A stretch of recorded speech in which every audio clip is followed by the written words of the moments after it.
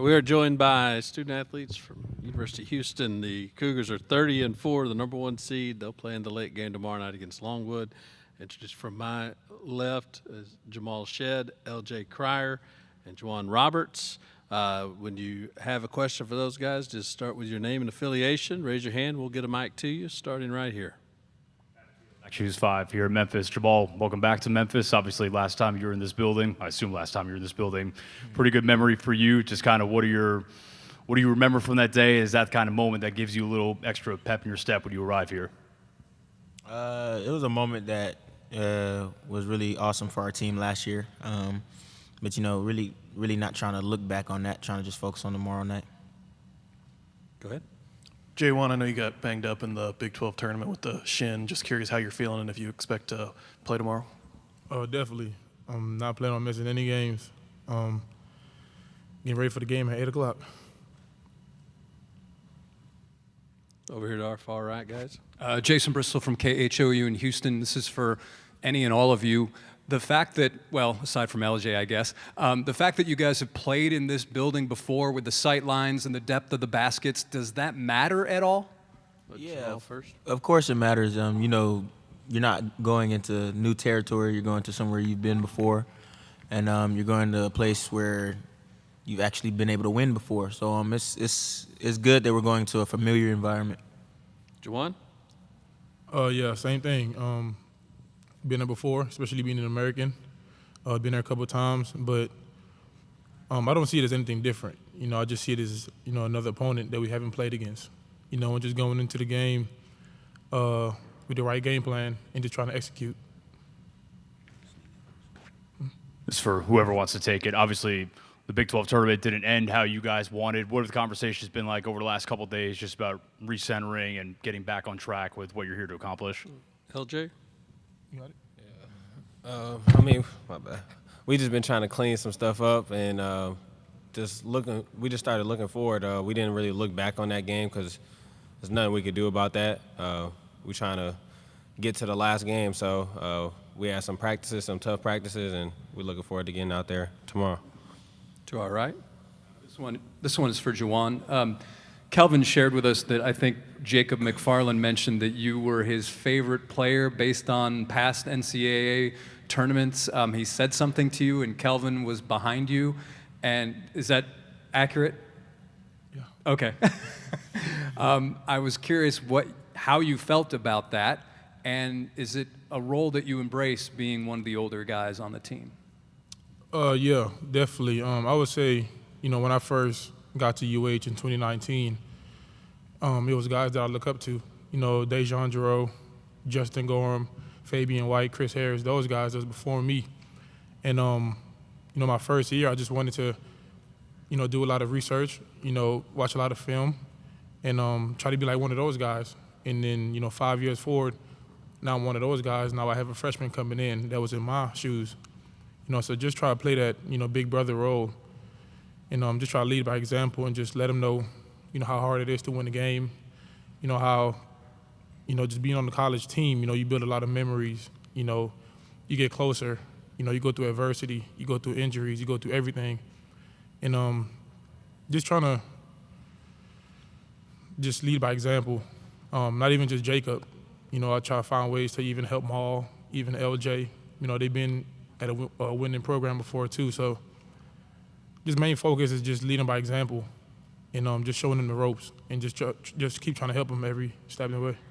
Go to the back and then in front. Avery Braxton, ABC 24 here in Memphis. Media members, fans, everybody likes to look at the path for their favorite team and getting to, you know, the Final Four, Elite Eight, whatever they want. For you guys, as the 1 seed, how easy or hard is it to just stay locked in on the next opponent when, you know, a 1 seed got knocked out by a 16 just last year? We try not to look towards anybody else. We try to look at our path because, you know, as you know, last year we lost to Miami in the Sweet 16. So everybody's path is different. Everybody has different challenges. Every team presents different challenges. So we're just trying to look forward to Longwood tomorrow. And if we are able to get past them, then we'll look to the next team. We don't try to look too far ahead. Go ahead. Jamal, I'm sorry, I got a two-parter. First, teams kind of struggled with injuries and depth issues this year in a tougher conference. How have you guys maintained kind of that same standard that's been set previously at Houston this season? Because the way we practice. Every guy that's playing now, regardless of injury, we all practiced against each other. We all made each other better. Said practiced against Jaywan, against Jay, against JoJo every single day. Ramon practiced against Terrence and Jaywan and me every single day. You know, our mindset is next man up, but we really believe in that because of how hard we practice. Second, knowing those challenges for you personally, does it change your mindset or approach to this particular tournament? No, because I've been able to build trust with every single guy on this team, whether it's Cedric or LJ. You know, it's just about building trust and getting those guys who haven't been here before some experience. And I feel like we're ready for any challenge that comes our way. We go right here, and then we'll go to one on Zoom. It's for a couple of you guys, if you can. Obviously, I know you said you're locked in on the next opponent, but when you let your mind wander a little bit, this is a proud program, both in the past and in recent memory as well, but it hasn't won a national championship yet. What would it mean to be the first Houston Cougar team to do that? It would be awesome if we could get there. So, like I said, tomorrow's our first challenge, and we're going to try to just focus on that. And to add on to that, you know, just taking one game at a time. You know, we watch a lot of film. You know, find a lot of ways that we can score. You know, find different ways to defend them. You know, a pretty good team because, you know, they made the tournament. And we know every game that we play, you know, we're going to have everybody's best game. So, you know, we want to get to the national championship, but, you know, you got to get through the first game first and then work on second game. So just taking every game step by step, day by day, you know, get a lot of recovery. And it's more of mental, you know, it's not too much physical, you know, around this time of the year. It's not about 3-hour practices anymore. You know, it's just about, you know, locking in and executing your plays because, you know, one mistake can cost you a game. So just try to, going forward, you know, as a group, we just try to eliminate mistakes and just try to play our best basketball in March. We'll go to Zoom for a question. Dan, go ahead and identify yourself and ask your question. Sure. Dan Tortora, wakeupcalldt.com. This is for each of the student athletes. 63 wins to 8 losses in the past 2 seasons, and you switched a conference in between from the American to the Big 12. Why has Houston remained atop 2 conferences and so successful despite the adversity of change that happens? We'll let Jamal start and then work our way across. Our culture. Our culture allows us to be good because we practice the same way regardless of the conference, regardless of the opponent. We treat every game the same, and we have the best coach in America. Coach Sampson prepares us the right way. He knows his guys, and he knows how to get us going. He's the best motivator and the best coach in America. LJ? I mean, I wasn't here last year, but I'm transferring here from the Big 12. I saw the culture, and it's real. We have proper preparation here, and I feel like that's why we go out and perform. Same thing like Jamal said, you know, it's a culture thing. Just travel with our toughness. You know, it didn't really matter what conference, you know, we played in. You know, once we carry our culture on the road or wherever we go, I think, you know, we're going to be able to be pretty good. With that, guys, we'll thank you for your time. Let you get out there, and good luck tomorrow night. Appreciate it. In just a couple of minutes, we'll be joined by Coach Sampson.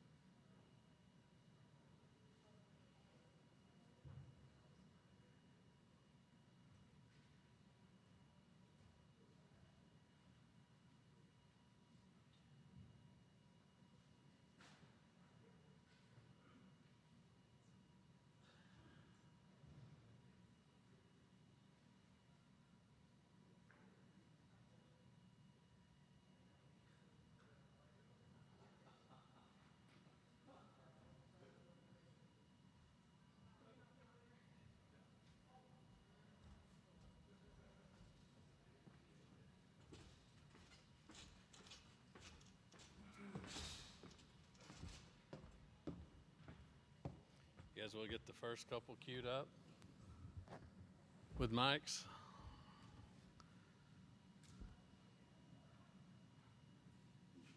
Start one right here and one right there.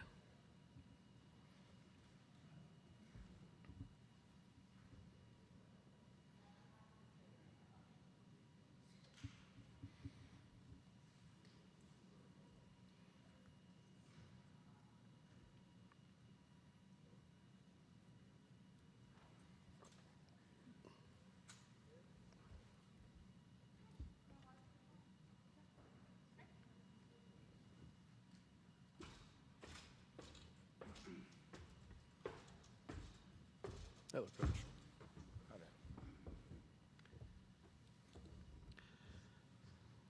All right, we're joined by Houston coach Kelvin Sampson. His team has the most wins in the country over the last 3 seasons, and they're in the NCAA tournament for a school record 6th straight time. Play the late game tomorrow night. Coach, if you have a statement to start, you can, then we'll open it up for questions. Honored to be here. I never take making the NCAA tournament for granted. It's something that's really, really hard to do. I congratulate the other 67 teams that made the tournament. That means they had a good year, and we'll look forward to playing a really good Longwood team tomorrow night. If you would, give your name and your affiliation. We'll start right in front here. Sure. Matt Enfield, Action News 5 here in Memphis. Kelvin, welcome back to Memphis. So I co-host Penny's Coaches Show here. We asked him earlier in the year which non-conference matchups he'd like to see back on the schedule in the future. And he said part of him would like to schedule something with you guys again, but he also said he thinks for both of you, part of you might not want that just because those matchups were such kind of bare-knuckle brawls over the years. So is that something you would be open to in the future? I don't know. I hadn't thought about it. We have 18 bare-knuckle brawls in the Big 12. I know that. Over to our left. Hey, Coach. Rachel Phillips with ABC 24 here in Memphis. This is Houston's, if they make it to the Final Four, could be your 7th time back there in program history. What makes you think that this is the time that you could actually go all the way and win the championship? I didn't say we could. I don't know. I just worry about winning the next one. In the center. Hey, Coach. James Fletcher from On3. You guys, when you were in the AAC, there were always some questions about you did it at a mid-major level. Could you do it against the high-major teams? Now you've proven that over the course of a full season in the Big 12. How good has that felt to really prove what this Houston program can do on a night-in, night-out basis? Yeah, I never, I don't, nobody ever said that to me. So, you know, sometimes you guys live in a world that's not common to maybe the coaches and players. So, you know, when we started getting this team ready back in the summer, I think the only thing that I was concerned about was how we're going to replace Jarris Walker, Marcus Sasser, Reggie Chaney, and Tremont Mark. You know, that's basically 4 starters from a team that was pretty good.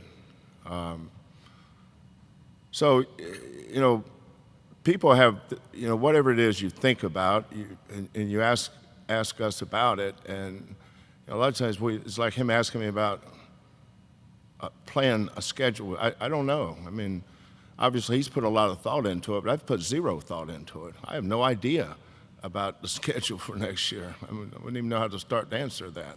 But like playing in the Big 12, I never really thought about playing in the Big 12. I was more focused on losing 4 starters and how we're going to replace them, because it's not easy to replace your starting point guard or your leading scorer. So we had to deal with all that. I think the Big 12 schedule came out early September. It was really the first time I thought much about it. And I saw where our first game was at home against West Virginia. I think our second game was at Iowa State. Third game was at TCU. So I knew it was going to be a tough schedule. But, you know, if you looked at who we beat on the way to the Final Four, the Elite Eight, I think that was the Pac-12 champion Arizona, the Big Ten champion Illinois, Syracuse, Rutgers, Ohio State. I mean, we play all those teams every year. So to say that how we're going to get prepared, I would just say people didn't do their homework. The question was already answered if you looked at our records and who we played over the years. On the aisle here. Coach Justin Williams from The Athletic. J1 was up here earlier, said he's good to go, expects to play tomorrow. Just curious how he's doing and how he looks compared, or from your perspective. Well, going into the Big 12 tournament, I thought we were okay for the TCU game. Texas Tech game, I knew we were getting wore down a little bit. You know, our team's not built to play 3 games in 3 days. But after we beat Texas Tech, I knew that was kind of it for us. And then when we walked on that court Saturday against Iowa State, that wasn't a fair fight. First of all, they're really good. I mean, really good. And they're really deep. They got 10 guys. And I don't know how many in here have ever seen Iowa State play. You know, we played them twice. We could have won both of them, but they could have won both of them too, because they're really good. But the game on Saturday was of little or no consequence to me, because I knew what was most important. I think J1 played 7 minutes in that game. I think I set Jamal Shead the last whatever it was. But the story of that game, I didn't think was either team. I thought it was Iowa State's fans. They had 18,000 fans at that game. That's incredible, isn't it? 17,000. 17,000 fans. It was tougher to play Iowa State at the conference tournament than it was in their own gym. That's how tough that place was. But for our team right now, I'd say the biggest difference now and, say, 2 weeks ago is practice. You know, when we lost Arsenault, that was a long time ago. So we overcame that because of JoJo Tugler and Ramon Walker. But when we lost JoJo and then we lost Ramon, the thing we lost more than anything else besides players, really good players in depth, was we didn't have enough to practice anymore. So we haven't practiced since before. We played 5-on-5 the night before we played Baylor and Waco. That was the last time we've actually been able to practice. And but J1, he looked the best today I've seen him in a long time. You know, he just got wore down over the weekend. He probably shouldn't even played the Texas Tech game. You know, those guys, it's been such a long year for all those guys in terms of minutes played in depth. You know, he got 7 stitches in his hand against Oklahoma. He's just been fighting a lot of injuries. But I think he'll be good to go tomorrow. Ramon Walker is getting close, so we'll see what happens there. I don't know if he can play tomorrow or if we were fortunate enough or got lucky enough to get to next weekend, which is, who knows, he might can play, but we'll see. But at least we're getting some bodies back now versus this past weekend in Kansas City. That was a tough one there.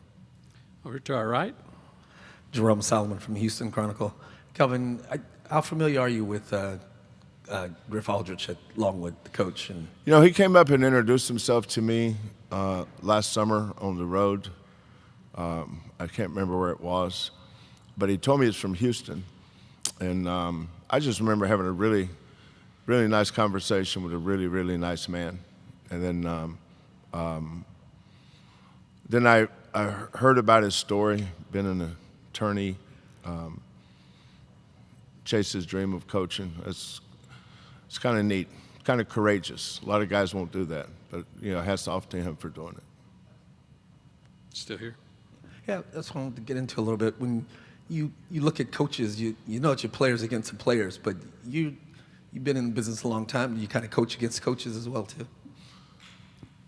Yeah, but it's not going to be that. I can't remember who it was. Oklahoma State was playing USC when I was at Oklahoma. and they were trying to say it was Coach Sutton versus Henry Bibby. And I remember thinking, people don't get it. It's Coach Sutton's players against Henry Bibby's players, and I think USC won, if I'm not mistaken. And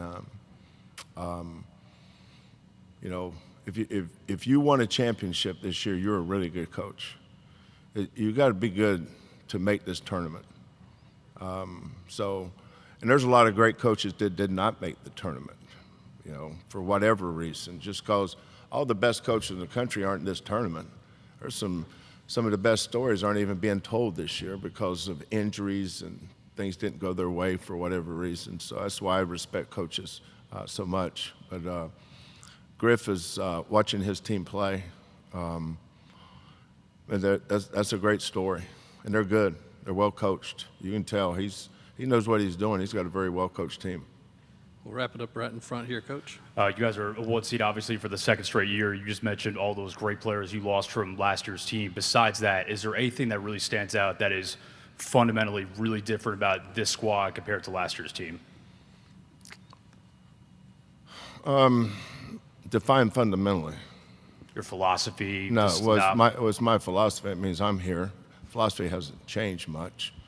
I would say that I mean, we don't have a guy that's as good as Jarris. He was 8th pick in the draft.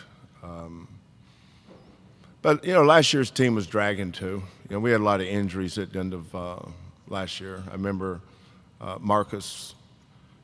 One of the best, probably the last good game we played was against Cincinnati in the conference tournament. Marcus really didn't play much after that. This team's similar to that team. This team's facing a bunch of injuries too. But nobody cares about that stuff, man. Lace them up, let's go play. That's what we're going to do Friday night. Coach, appreciate your time and good luck to your bunch tomorrow night. As a reminder, you'll wrap up our press conferences today. Check tomorrow's schedule. Media shuttle begins at 7:40. Courtside opens